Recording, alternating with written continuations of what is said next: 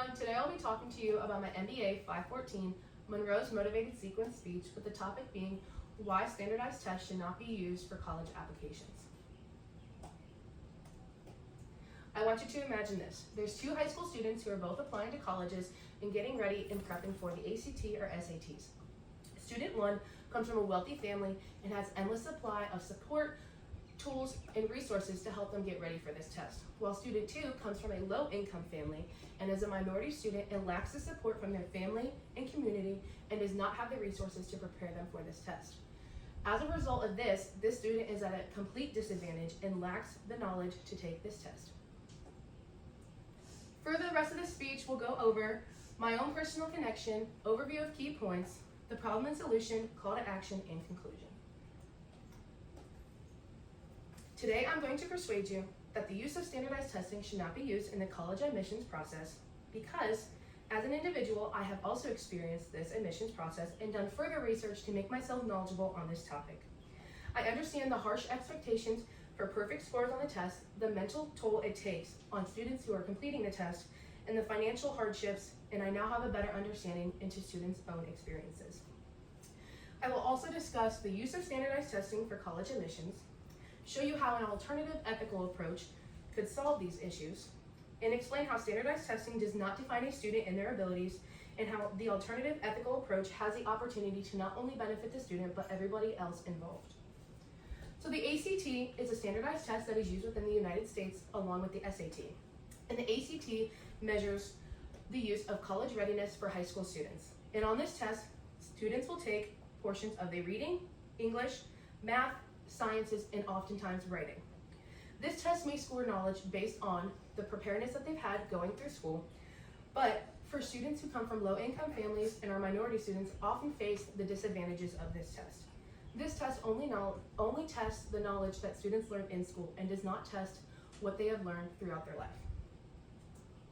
In this graph, you will see the average combined SAT score by family income. And as you can see, family income less than $50,000 to $75,000 lacks the knowledge for the SAT and ACT scores.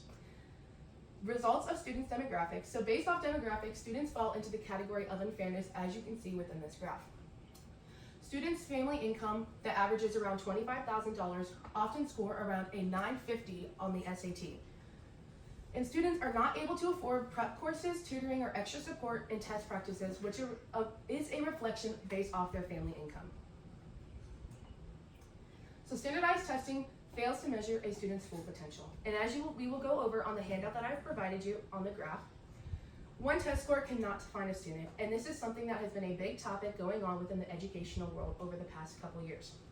So this closes off the ability of people assessing the test to see students' true abilities based off their individuality, their work, their own responsibilities, personal traits, and resilience towards learning.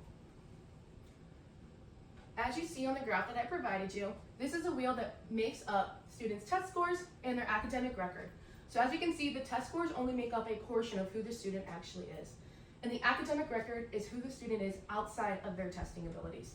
So it's based off curriculum, GPA and grades, class rank, other community service, and clubs and sports.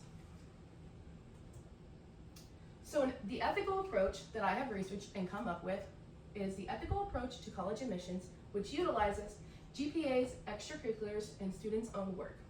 This is something that has been researched, as we previously saw on the graph, and using these tools will give the admission committee a better insight to a student's true academic standing, along with making standardized testing optional for college admissions. In post-COVID, in 2019 to 2020, this was something that a lot of colleges were doing across the United States, due to the fact that students cannot go to testing centers and take these exams. So a quote that I found from a resource I was reading was, these schools recognize that standardized test scores do not measure the academic merit, which they do assess quite accurately is family wealth, but that should not be the criteria for getting into college. With this ethical approach, you'll be personally buying into the benefits. So buying into this process can look like many different things. So buying into this process will allow for the future of education to grow and create a well-rounded environment. Along with, as yourself, if you're a future parent, an employer, or employee, you'll be met with these benefits. Due to this ethical approach, you will have well-developed and knowledgeable individuals valued hard work in education, and it also creates a well-rounded, diverse environment.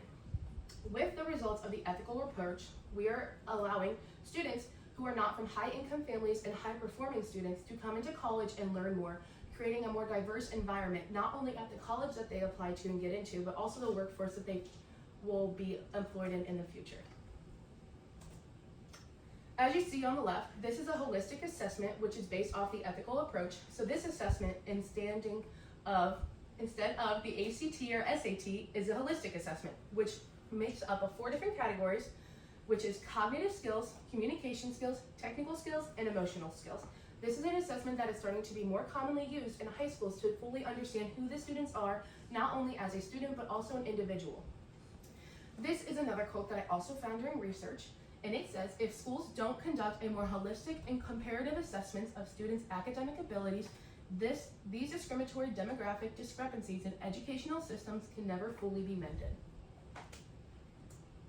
And some final takeaways. Today, I have discussed with you the disadvantages of standardized testing. I've also given you insight onto how an ethical approach can solve these issues and how you can not only benefit from them, but along with everybody else that you come in contact with. So some ways that you can support your local and state colleges that have taken away the standardized testing for their college admissions process, along with signing petitions to be an advocate for this topic. And lastly, encourage others to think ethically towards this discussion. That is all. Thank you.